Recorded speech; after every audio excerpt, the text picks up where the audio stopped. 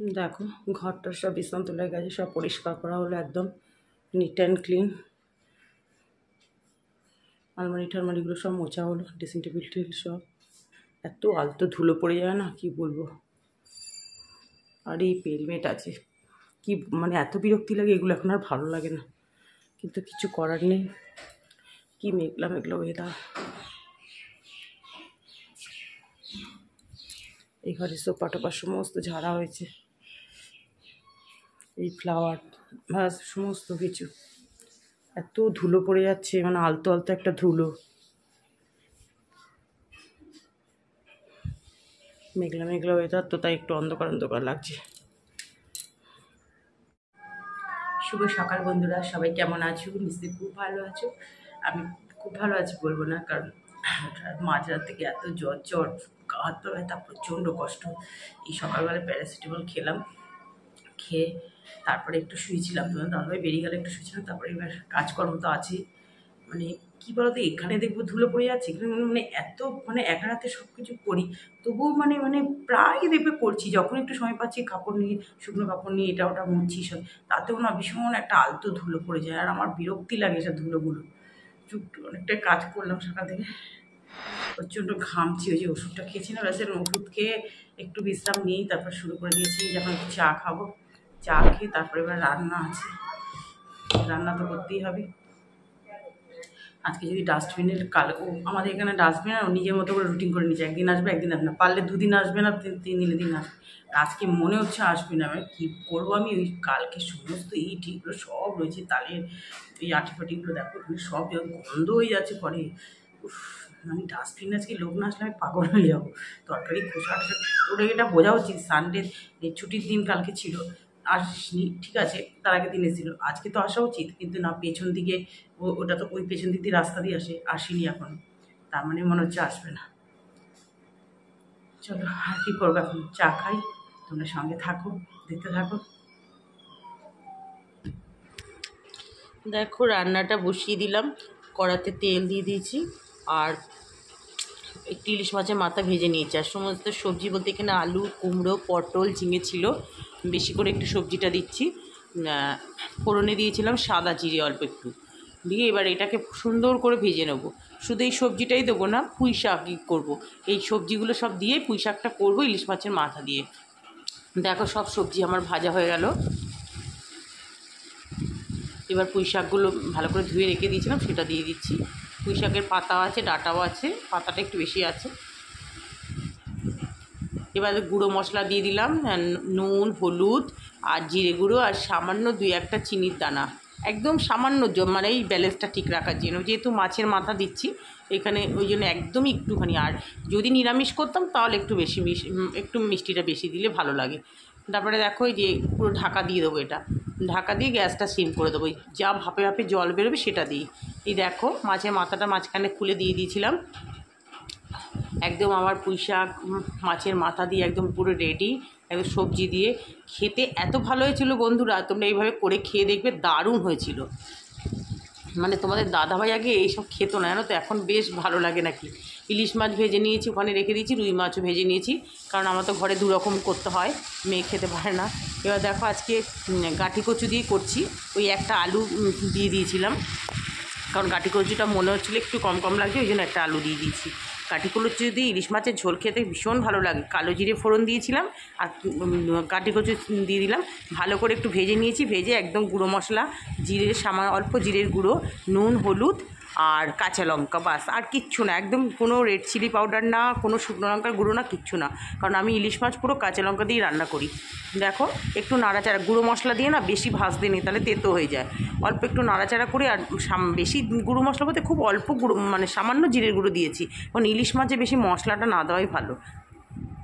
দেখো এই যে দিয়ে দিলাম, আর তারপরে শুরু হয়ে গেল মুষলধারে বৃষ্টি। দেখো বৃষ্টি হঠাৎ করে দেখছি, মেঘ রোদ ছিল, হঠাৎ করে মেঘ করলো, মেঘ ডাকতে শুরু করলো, তারপরেই বৃষ্টি শুরু হয়ে গেল। দেখো এইখানে জানলার এখানে এই যে বাসনগুলো সরিয়ে দিলাম, সকালে যে বাসনগুলো হয়েছিল। এই দেখো মাছের ঝোলটা দেখো, বলো কীরকম হয়েছে।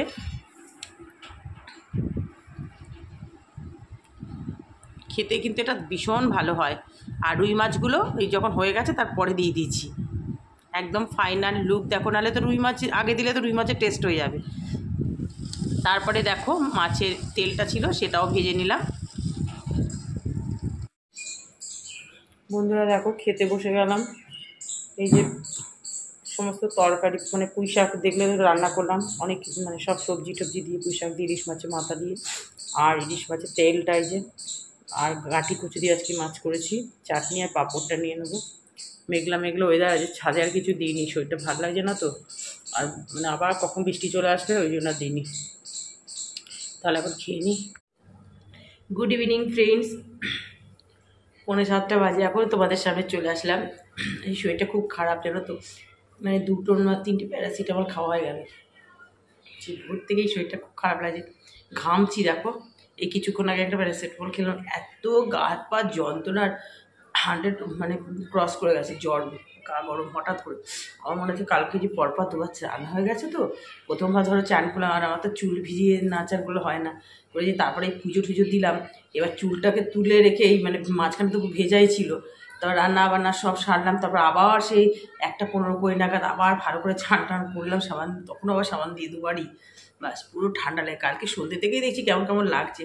তা বসে ওই তাহলে বড়া টড়াগুলো ওখানে দাঁড়িয়ে দাঁড়িয়ে না পাচ্ছিলাম না বানাতে, একটু ভাজছি, আবার এখানে এসে চেয়ারে টানিয়ে বসছি, একটু করছি একটু ভাজি, কিন্তু পুড়ে টুড়ে যে যায়, আর ওই তালের ক্ষীর করতে যা কষ্ট বাবা, এখন হাতে ফোস্কা পড়ে গেছে, এখানে একটা পড়েছি এখানে একটা পড়েছি, ছিটে ছিটে আসে, তখন আমি ঢাকা দিয়ে দিই, সিম গ্যাস সিম করে করে করছি। ওটা আমার মেয়ে না খেতে খুব ভালোবাসে, মানে অতটা জিনিস এইটুখানি হয়ে গেছে, তাহলে কেন ভালো হবে না বলো। আবার তার মধ্যে দুধ দিয়েছিলাম অনেকটা, সে হাত পুরো ব্যথা হয়ে যায়। আমি যে এরপরে আর করবো না, আমি তাহলে ক্ষীর বড্ড কষ্ট হয়। তাহলে ক্ষীরটা থাকলে না মানে টিফিন খেতেও খুব ভালো লাগে জানো তো, মুড়ি দিয়ে ভালো লাগে। তোমাদের সকালবেলা আজকে মুড়ি দিয়ে খেয়েছি, তারপরে ময়দার আটা মিক্সড করে রুটি করলে না, সেই রুটি দিয়ে খেতে দারুণ লাগে, পাউরুটি দিয়েও খুব ভালো লাগে। দেখো কীভাবে ঘামছি, যেহেতু আমি ওষুধটা খেয়েছি। এখন 2টো ক্রিম কেকার বিস্কুট আর চা করলাম, হাফ কাপ চা আছে এখানে, চা বিস্কুট খাবো। মেয়ে তো সন্ধ্যেবেলা আজকে আমি কি আজকে তো খাটনি নেই বল, বলছি না না আজকে তো তালখিরা তাহলে বড় আছে না, টিফিন তো সন্ধ্যেবেলা হলেই পেয়ে যাবো। এই এখন দিলাম, ওই যে কার্টুন চালিয়ে, ও তো কার্টুন ছাড়া আর কিছু নেই, কার্টুন চালিয়ে দেখছে আর খাচ্ছে। প্রচণ্ড গরম, আর দুপুরবেলা ঘুম তো নেই, এত শরীরই করছে, তার মধ্যে না মোবাইলে বারবার ওই ইউটিউবে সার্চ করে করে করে দেখছি, ইউটিউবে ফেসবুকেও আসছে এই সমস্ত নিউজগুলো দেখছি, আর ভাবছি মানে ঘুম আসছে না দেখছিও, আর ভাবছি যে কি পরিস্থিতি, দিনকে দিন কোথায় চলে যাচ্ছে মানুষের। মানে আমাদের দেশ স্বাধীন হয়েছে, 78তম স্বাধীনতা দিবসকে আরও ঠিকই, কিন্তু আমরা আর স্বাধীন হতে পারলাম না। আর আমাদের মেয়েদের তো মানে আরও অবস্থা খারাপ দেখছি, দিনে দিনে কোথায় মানে পরিস্থিতি দাঁড়াচ্ছে। আর কিছু বলার নেই, আর কি বলবো বলো। তার মধ্যেও যে এক একজন মান্যগণ্য ব্যক্তিরা, গুণী ব্যক্তিরা, কালকে মানে নাম নিচ্ছি না, কি সুন্দর বলে দিল যে কে বলেছে একজনকে, এটা অ্যাক্সিডেন্টালি হয়ে গেছে, একজনকে দিয়ে তো সবাইকে বিচার করা যায় না, হয়ে গেছে এটা জিনিসটা। সে সেফ আছে, মেয়েদেরও সেফ আছে, কি বলবো। আর তাদেরকে আর কিছু বলার নেই, আর বলতেও ভালো লাগছে না ওইসব কথা, যাচ্ছিও না ওইসব দিকে। শুধু প্রার্থনা ঈশ্বরের কাছে করে যাচ্ছি, যেন যে মানে এত অল্প বয়সী মেয়েটা চলে গেল, একটা মানে কি বলবো তরতাজা প্রাণ, তার মায়ের একটা মাত্র মেয়ে, পুরো মানে তার মা ডাকটা শুনতে পাবে না, ঘরটা পুরো শূন্য করে দিয়ে যে চলে গেল।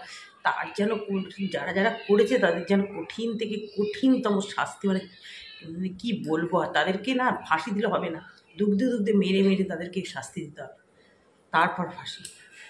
আর কি বলবো জানো তো, ভালো লাগছে না মানে গোটা ফেসবুকময় সারা মানে খুললেই তো এই একই শুধু এখন সংবাদ মানুষের মুখে, আর তো এখন সত্যি অন্য কিছু ভালোও লাগছে না দেখতে। চলো অনেক কথাই বলে ফেললাম, চাটা খাই আবার পরে আসবো। রাতে খাওয়া দাওয়া সব কমপ্লিট করে বেডরুমে চলে আসলাম। কমপ্লিট বলতে এখন ওষুধও খেয়ে নিলাম, কারণ ওষুধ না খেলে চলবে না। আর একটা প্যারাসিটামল খেলাম, কারণ দেখছি খুব আবার জ্বর লাগছে। মানে অ্যাকচুয়াল প্যারাসিটামলের মনে হয় 4-5 ঘন্টার মতো মেয়াদ তো থাকে, তারপরে আবার জেগেছি। যে ওই বিকেলবেলা থেকে 5টা নাগাদ খেয়েছিলাম, মোটামুটি ধরো এতক্ষণ ঠিকঠাক ছিলাম, কিন্তু কিছুক্ষণ আগে থেকে দেখছি আবার শুরু হয়ে গেছে। আর আমার রাতটা তাহলে খুব জ্বালাবে, এর থেকে খেয়েই নি আগে, মানে আজ 3টে খাওয়া হয়ে গেল। তাহলে বন্ধুরা আজকের ভিডিওটা এত পর্যন্তই। তোমরা সবাই ভালো থেকো, সুস্থ থেকো, আর আমার ভিডিওটা দেখে একটু সাবস্ক্রাইব করে দিও, লাইক দিও। Tata, good night.